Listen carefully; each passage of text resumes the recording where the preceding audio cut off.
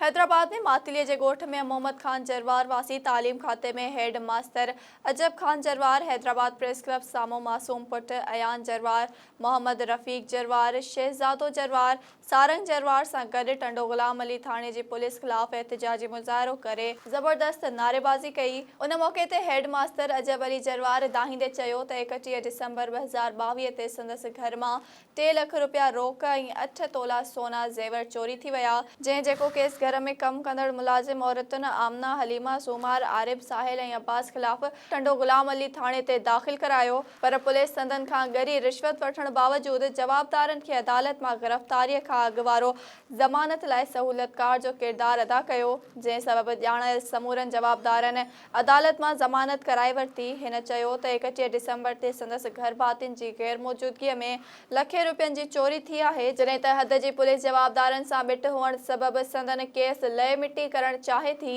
हिन chief justice Sindh high court, DIG Hyderabad, SSP Badin खे appeal कई त संदसि घर मां थियल चोरीअ में मुलविस जवाबदारनि ख़िलाफ़ सख़्त क़ानूनी कार्रवाई करे चोरी थियल रोक रक़म ऐं सोना ज़ेवर वापसि कराए इंसाफ़ ऐं तहफ़्फ़ुज़ फराहम कयो वञे।